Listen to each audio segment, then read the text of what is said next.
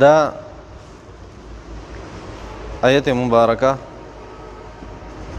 انتهایی اهم آیت ته څنګه چې نبی کریم صلی الله علیه وسلم په زمانه کې دا یو اهم آیت دغه شانتي په دې زمانه کې یو زمانه هم داسې نشته چې هغه دینه خالی. خلاصه د آیت مبارکه او مقصد څه دی؟ هغه د پښتنو یو متل دی، وایي ته پردی بد پلار مه کنځه ستا سم پلار به څوک نه کنځي. پردی بد پلار مه کنځه ګنې نو ستا ښه پلار به څوک وکنځي. بس دغه مطلب دی، اسانه ده.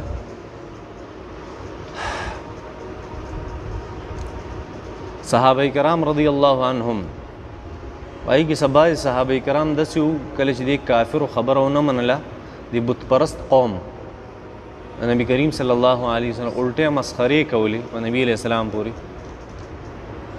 نو د دې بوتانو ته بدې ردې وي مسلمانانو صحابه کرامو، ځکه چې غوسه ورځي زما پیر صاحب ته کنځلو، زما پیغمبر ته کنځلو،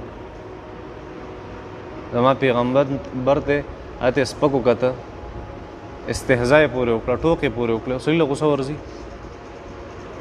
هغې چې خبره نه منله نو یې صحابه کرامو هغې بوتانو پسې بد رد هغه شروع کړ. الله جل شانو فرمایل چې داسې مه کوئ، داسې مه کوئ.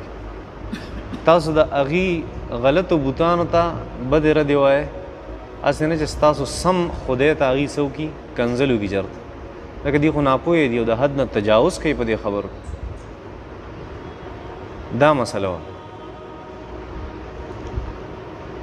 یو اعتراض دی عجیبه شانتي زما ذهن کې راغی، ډېر د زړې مطالعې، هغه دا چې دا کافر دی خو هم الله منو، الله یې نه منو، منو یې.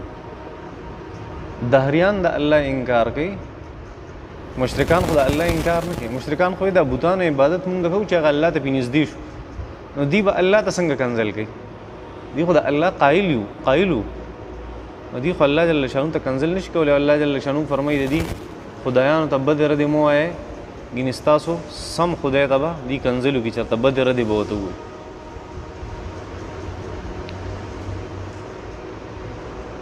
دا یو مسله وه. مسله دا وه چې هغې به اصل کې بوتانو ته بدې ردې وي، نو هغې به نبي علیه السلام ته بدې ردې وي په مقابله کې. او څوک چې پیغمبر ته کنځل کوي یا بدې ردې ورته وایي، دا داسې چې چا ته بدې ردې وایي؟ الله ته بدې. دا مطلب دی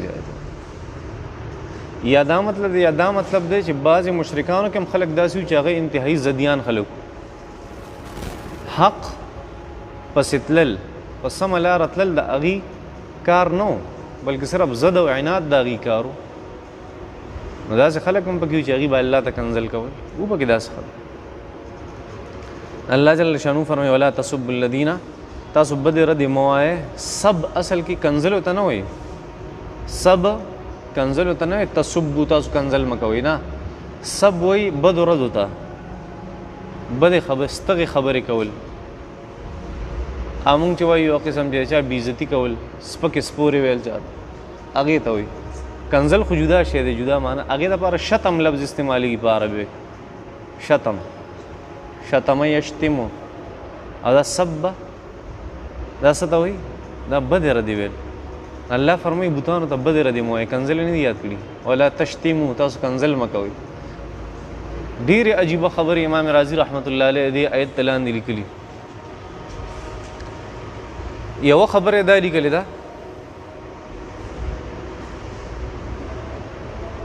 چې بوتانو ته کنځل کول او سپکې سپورې ویل دا خو څه ناروا کار نه دی، نه پوهېږئ، څه ناروا دي، بلکې سوچ کې ثواب دی.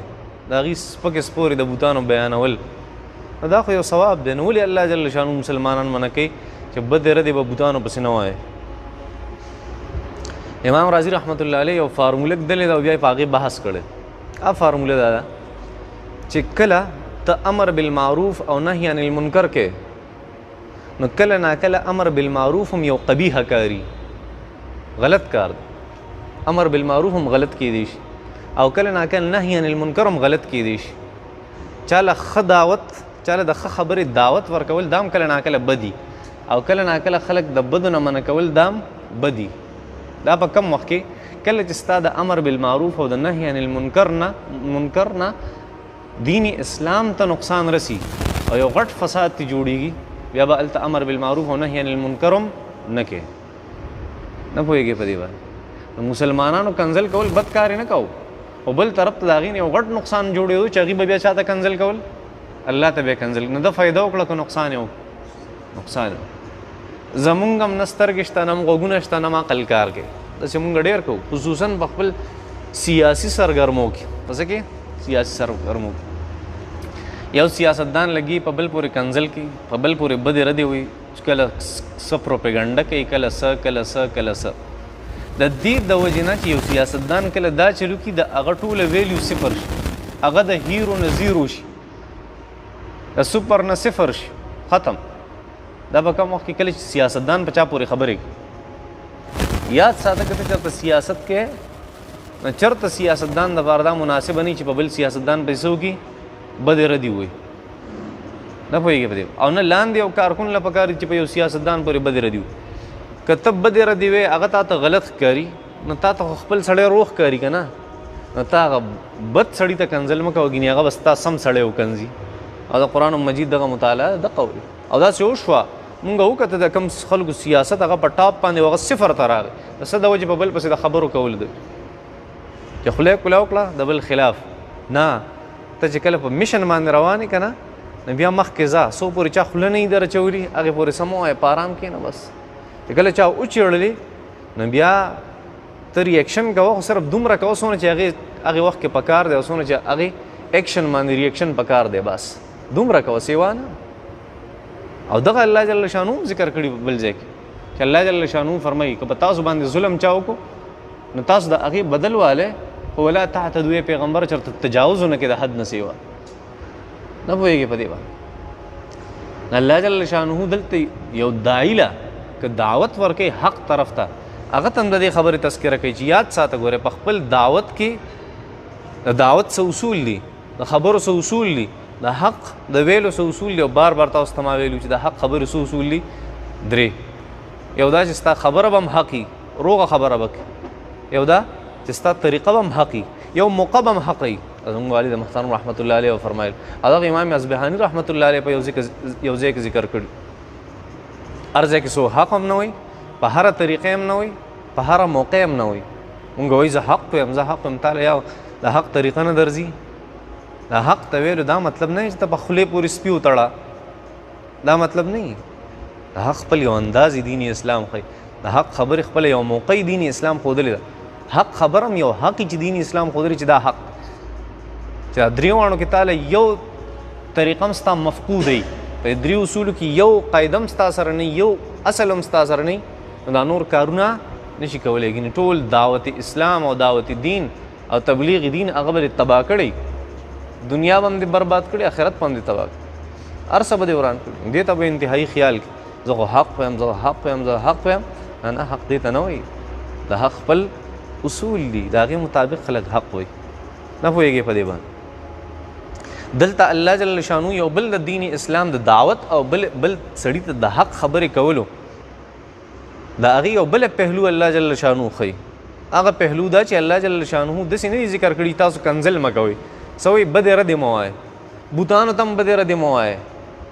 نو بوتان خو د کنزلو لایق دي چې کنزل ورته مونږ وکړو، که نه دي لایق. خو الله جل شانو د کنزلو نه یو لاندې درجه ده، بدې ردې ویل د هغې نه مونږ منع کوي. څه مطلب دی؟ چې دین اسلام په دعوت کې ډېر زیات د نرمۍ نه کار لري. د څه نه کار لري؟ د نرمۍ نه کار لري. که کافر هم ستا په مجلس کې ناست یا ته د کافر په مجلس کې ناست، داسې خبره د دین اسلام منځ ته روانه چې هغه متنفر شي وتښتي. نه پوهېږي په دې خبره، تختی به نه رانږدې کې به. الله جل شانو دغه الله جل شانو د کافر باره کې موسی علیه السلام ته ذکر کړي. سورة طه هغه لږ چوت که وګوره او څه وایي موسی علیه السلام او هارون علیه السلام هلته دي، او چې کله د دین اسلام د دعوت خبر راشي فرعون ته، هغه ورته څه وایي الله جل شانو فقولا له قولا لینا لعله یتذکر او یخشى. نرمې نرمې خبرې کوي فرعون ته. څنګه چې کافر ته وایي. امام جاهد رحمت الله علیه په التاج فی اخلاق الملوک کتاب کې لیکلي چې کافر باره کې الله جل شانه فرمایي چې دله کله دعوت ورکې نو نرمې خبرې کوه، نو چې بیا یو مسلمان له دعوت ورکې د یو ښې خبرونه بیا الله جل شانه فرمایي ولا تسبوا الذين يدعون اے انسان خپل داغه حیثیت خرابېږي په دې باندې، او بیا چې څونه دا په عالمي سطح باندې دونه څه کېږي خرابېږي. لږ خیال کوئ ولا تسبوا الذين، تاسو بد ردې مو وایئ هغه بوتانو ته یدعون من دون الله چې دا خلک رابلي د الله جل شانه نه بغیر الله جل شانه نه رابلي او بوتان رابلي. ګوره فیسب الله یعنې دوی به فورا څه وکړي بد ردې به ووایي الله ته عدوا او د حد نه به تجاوز وکړي بغیر علم، ځکه دوی ناپوهه دي. یو خبره ځان سره بله یاد وساتئ، کله چې انسان په یو معاشره کې پیدا شي یا په سر روایاتو کې پیدا شي، په یو رسم و رواج کې پیدا شي، یا د یو خاص فکر والا خلکو سره دی اوسیږي، نو په ده کې یو عصبیت شانتې پیدا شي. څه پکې پیدا شي؟ عصبیت شانتې. آسان الفاظ کې موږ داسې وایو چې دا په ذهن کې یو ډانچه جوړه شي. څه جوړه شي؟ یو فکري ډانچه، د سوچ او د فکر ډانچه، چې په کومو روایاتو کې انسان پاتې شي او پیدا شي، نو د هغه روایاتو د وجې نه د په ذهن کې هغه عصبیت پیدا شي او یو فکري ډانچه جوړ شي. اوس هغه فکري ډانچه داسې که هغه چېرته حق ډانچه وي نه ځان ته باطل نه پرېږدي، او که باطل والا ډانچه وي نه ځان ته حق نه پرېږدي. دغه الله جل شانه په دې آیت مبارک کې ښیي. څه ښیي؟ الله جل شانه فرمایي د دې کافرو یو عقیدت دی د دې بوتانو سره. څه دی؟ عقیده، یو مینه او محبت دی د بوتانو سره. نو اوس هغه یو باطل محبت دی، یو باطل عقیدت دی، غلط عقیدت دی، خو چې ته کله د هغې خلاف کې او حق خبر هم کې خو هغې تسلیموي نه، نو که ته کنزل کې که نه، نو هغه به ستا هغه اصل الله ته کنزل وکړي. که ته بد ردې وایې، چا ته به بد ردې وایي؟ الله ته به بد ردې وایي. نقصان دی وکړه، ښه دې وکړه، نقصان دی. دا به خیال ساتئ. سیاستدانانو ته وایم او بار بار یې ورته وایم د دې خبرو خیال ساتئ. ګورئ پردی بد پلار مه کنځئ، ستاسو هغه اصل سم پلار به خلک وکنځي، او پردی غلط حیثیت مه خرابوئ، ګینې ستاسو سم حیثیت به خلک خراب، پردی غلط سټیټس هغه مه خرابوئ، ګینې ستاسو هغه سم سټیټس به خلک خراب کړي. تبه به وشوه. یو سیاستدان ته وګورئ چې څه چل ورسره وشو، څومره نفرت پیدا شو په دې معاشره کې، څومره نفرت دی سیاستدانانو سره د خلکو، خپل نه هغه بل چي د هغه سره. دا ولې دی؟ دغه یو بل پسې خبرې کول، د یو بل سپکې سپورې ویل، د یو بل غیبتونه کول، د یو بل بېعزتۍ کول، دا د دغې د وجو شو. خیال هم نه دی خبرې. الله جل شانه فرمایي دا هغه تجاوز دی چې انسان یې بیا کوي. عقیدت خو عقیدت دی، که د چا سم وي او که د چا خراب وي، عقیدت خو دی که نه، پوهه ده او که پوهه نه ده. ولې الله جل شانه د دې نه صحابه کرام منع کړه چې تاسو هغې ته سپکې سپورې مه وایئ؟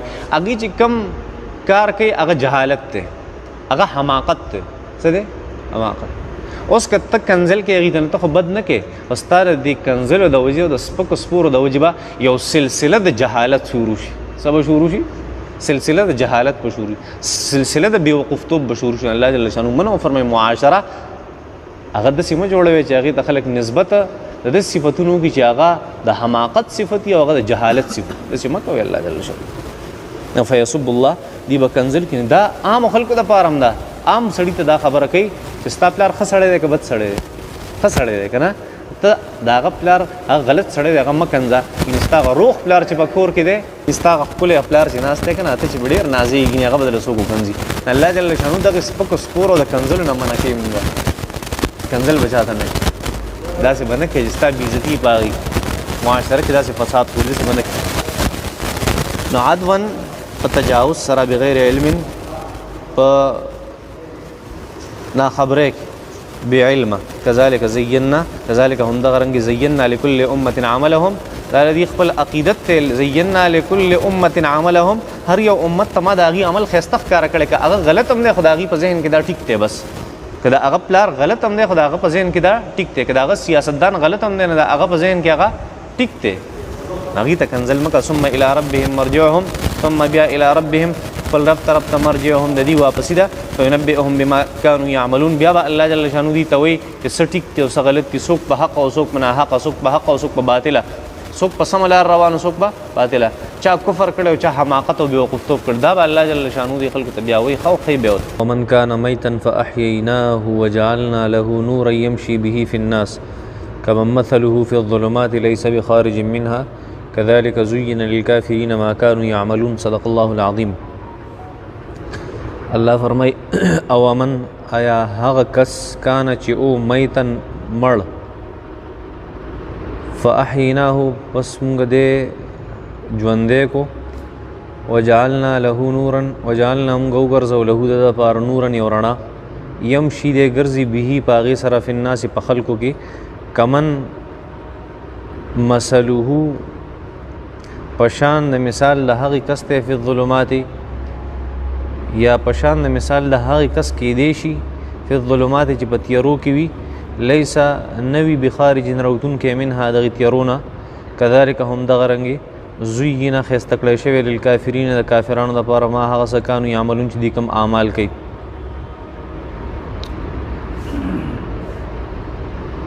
الله جل شانه دا آیتونه مبارکه مفسرین حضرات فرمایي چې دا خو عام آیتونه دي دا هر مسلمان او د کافر بارک خدا نازل شوی د حضرت عمر او د ابو جهل بارک یا دا د حضرت حمزه او د حضرت حمزه او د ابو جهل بارک نازل شوی یا د عمار ابن یاسر او د ابو جهل بارک نازل شوی حضرت عمر حضرت عمار حضرت حمزه دا مسلمانې تراغلو مسلمانان شوی ابو جهل نو مسلمان شوی یو ورځ واقع شوی دام پکې مفسرینو حضراتو ذکر کړي نبی کریم صلی الله علیه وسلم په لاره باندې روانو ابو جهل په خارشنه وروسته په نبی رسول الله والسلام نبی رسول الله مبارک خدا سے اخلاق او علوی سے مدونه ځکه یو ذاتی مسله و د نبی رسول الله والسلام نبی رسول الله والسلام به چات سنوي حضرت حمزه ښکار لته د نبی رسول الله تر او چراغ چا ورته وي په مجلس کې ابو جهل او ناس ټول ناس ابو جهل وی وختي په نبی علیہ الصلوۃ والسلام خارشنه ورشتي ګندګي په ورشتي هغه پاس د پلاس کو سره د غشي لینده او باغی پر باندې کړو دا سر سره ولګو دا زیکو سمې کوتره کو هغه ته دا څنګه سړی دا خو هغه سړی دی چې زمونږ بوتانو ته کنزل کوي سپکې سپورې وي دا هغه سړی دی چې ماحول خراب کړی دا هغه سړی دی چې زمونږ پلار نیکه دین هغه بدنام کړی ته دا هغه سړي په سر ما سره جګړه کې فوراً حضرت حمزه وی اشهد ان لا اله الا الله واشهد ان محمد رسول الله الله جل شانه فرمایل یو سړی چې هغه ټول عمر په تیارو کې دی ابو جهل او یو سړی چې هغه مخکې مړو او اوس ما را ژوندی کو دا دواړه یو شان کېدی شي نشي کېدی دا مطلب دی دی آیتونو مبارک بنیادی چې کومه نکته ده هغه پکې دا ده په دې سبق کې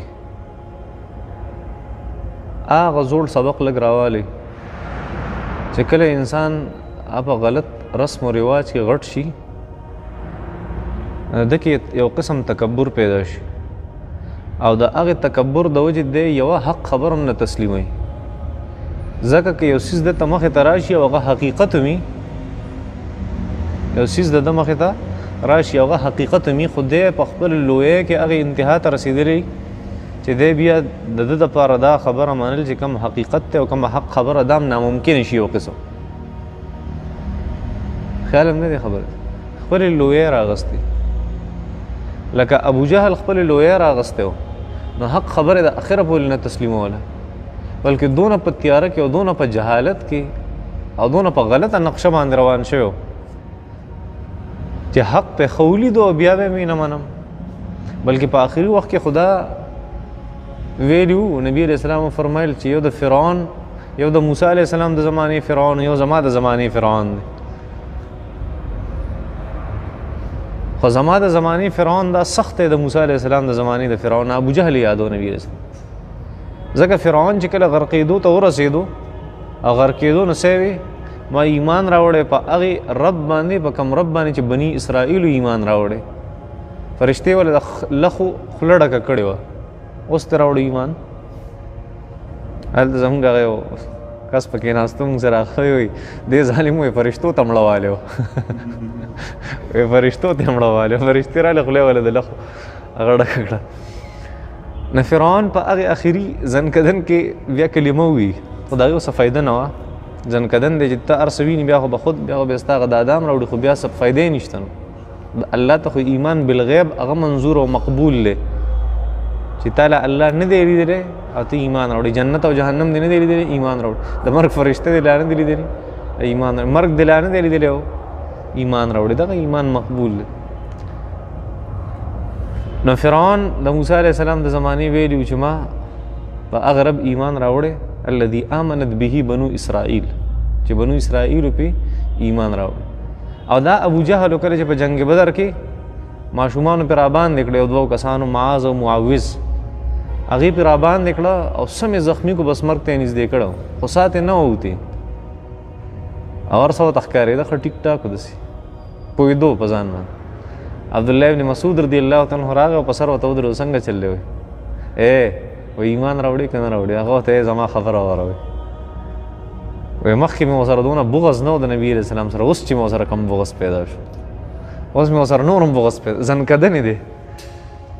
خو عبدالله ابن مسعود یو کار وکړه وی زما دا سر لږ په دې یخ کې کټ که په دې سینې سره چې زما دا سر په خلکو کې پروت وي چې لږ چوت ښکاري چې سردار سر دی په دې ځای کې کټ هغه وایي ما وله په دې زنې سره نږدې ده توره کېښوده پور راپور مې ترې ویسته وایي ما چې د سره د دې سر دله ورک کړمه د دې سر دله ورک داسې چل مې ورسره.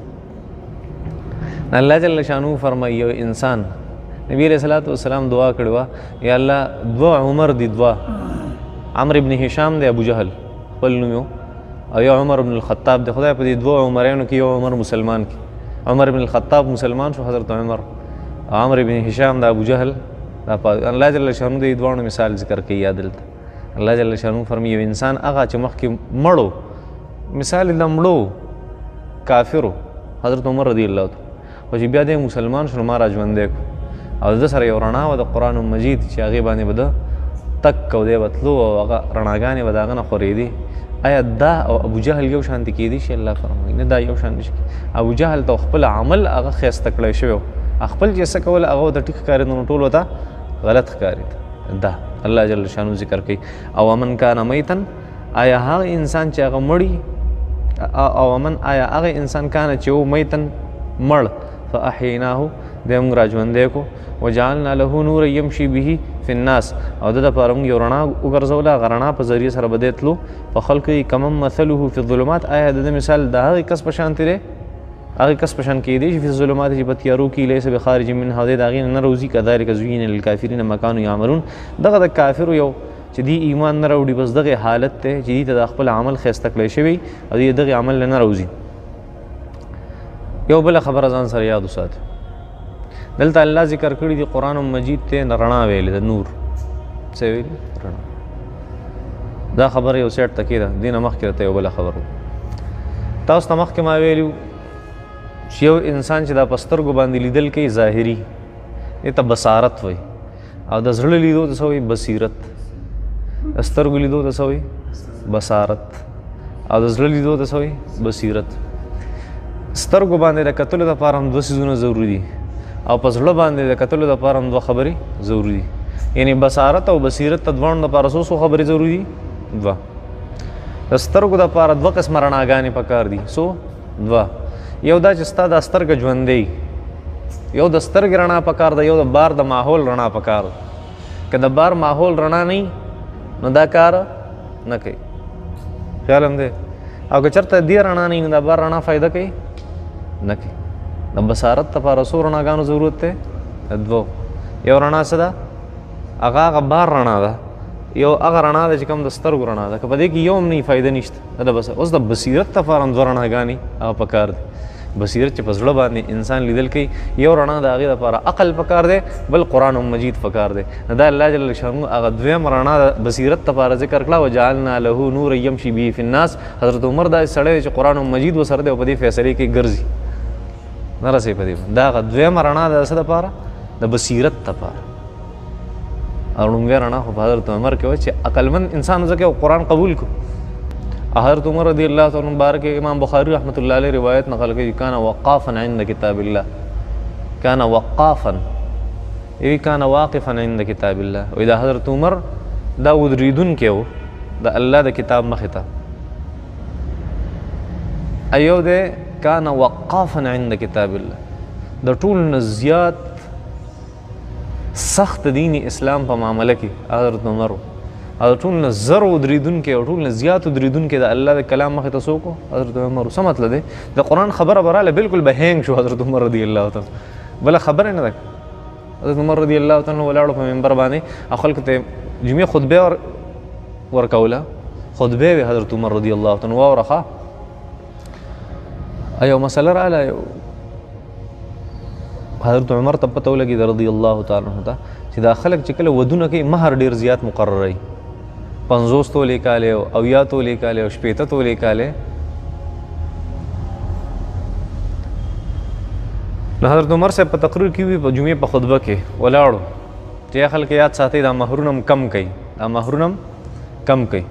خزي واوري د بار یو زنانه وا هغه بس رااله د جمعات او دغه ته مخامد لري دی عمر اودرګه صبر تا چې دا کومه خبره وکړه د قرآن مجید خلاف ته. قرآن مجید کې الله جل شانو فرمایي چې د خلکو ته په پنډا خزو ته په پنډانو باندې سره زر ورکې مهرونه وته ورکې. قنطارن لفظ راغلی دی په بوجو بوجو ډیر زیات سره زر وته ورکې او ته سوي چې مهرونه کم کوي. حضرت عمر صاحب چې اق ودرو د مهر باره کې بیا بله خبره نه ده کړې. داسې نقل اورېدو نبي علیه صلات وسلام مبارک چې وفات حضرت عمر قلاریدو تورې نه تاوله چا پلار به ووایي چې حضرت نبی علیه السلام وفات شوی سر ته قلم او چې حضرت هیچا خبره نه منله. حضرت ابوبکر صدیق چې راغی او دا ایت وما محمد الا رسول قد خلت من قبله الرسل افئن مات او قتل انقلبتم على اعقابكم ومن ينقلب على عقبيه فلن يضر الله شيئا وسيجزي الله الشاكرين. دا ایت وی حضرت عمر په آرام کېناست بیا بله خبره نه ده کړې. دا خو د الله یو پیغمبر نبی علیه الصلاۃ والسلام دنه مخکې پیغمبران راغلي وفات شوي نه دی وفات شو. تاسو د عبادت کو د الله که د الله عبادت کوئ په الله مرګ نه راځي، که د عبادت مو مه کوئ عبادت. علم دی خبر دین اسلام نه اوړئ واوړئ الله ته تکلیف نشته. الله جل شانو کوم چې قدردان خلک دي هغې له به صله ورکوي اجر به ول ورکوي. نو دا د حضرت عمر رضی الله تعالی عنه داسې یو ځل حضرت عمر رضی الله تعالی عنه بهر تللی و که نه غلام دی ورسره خپل اسونه راغلي و د مال غنیمت کې ډېر بهترین اسونه په یو باندې لاس راښکو. حضرت عمر رضی الله تعالی عنه ډېر زیات خوشحاله یم دا وګور الله راله څه راکړي. هغه غلام ورته وی قرآن مجید آیت ورته وی قل بفضل الله وبرحمته فبذلك فليفرحوا هو خير مما يجمعون. تاسو چې کوم خلکو دا سره جمع کړي دا اسونه او د مال او دولتونه الله جل شانو فرمایي په دې مخ خوشاله کیږي. په دې نه بهتر دا چې تاسو په دې خوشاله شئ چې الله تاسو قرآن درکړ او تاسو له پیغمبر درکړ. حضرت عمر صاحب خاموش غلطی مې وکړه په غلط څه خوشاله شو. داسې کان وقافا عند کتاب الله. حضرت عمر رضی الله تعالی عنہ وقاف د ټول نه زیات ودریدونکی بس هینګ به شو د قرآن مجید مخې بله خبره به یې نه کوو. الله جل شانو او من کان میتا فاحیینا. حضرت عمر رضی الله تعالی عنہ هغه مثال د مړو ځکه د غیر مسلم او د کافر مثال د مړو وي ناپوهتیا علم ورسره نه د قرآن چې کومه رڼا دویمه پکار د بصیرت دپاره هغه ورسره نه عقل پکې نه دا خود په تیار کې داسې انسان. الله جل شانو فرمایي د مثال خو د مړ دی د کافر. دا حضرت عمر رضی الله تعالی غیر مسلم و فاحییناه مونږ فورا راژوندی کو. حضرت عمر مسک فورا راژوندی کو. بیا وجعلنا له نور یمشي به فی الناس او مونږ هغه ته د قرآن مجید علم ورکو چې هغه رڼا و د دپاره یمشي به فی الناس او دا قرآن مجید دی ګرځئ او په خلک ګرځي او د قرآن مجید فیصلې خلکو ته اورېښه. کمن مثله فی الظلمات آیا د ده مثال د ابوجهل په شانتې کیدی شي؟ لیس بخارج منها. ابوجهل خو داسې و چې په تیارو کې لیس بخارج منها دی چېرته هم د هغې نه راوتونکی نه و د خپل جهالت ته وجې نه. کذلک زین للکافرین ما کانوا یعملون. ابوجهل دا خو شیطان هغه ته دا هر څه ښایسته کړي دا خپل عملونه ورته ښایسته کړي. الله جل شانو فرمایي کذلک همدغه رنګې زوینه ښایسته کړی شوي للکافرین د کافرانو دپاره ما هغه څه کانو یعملون چې دوی کوم اعمال کوي. بس کو ټایم وګوره شته ښځه بس کو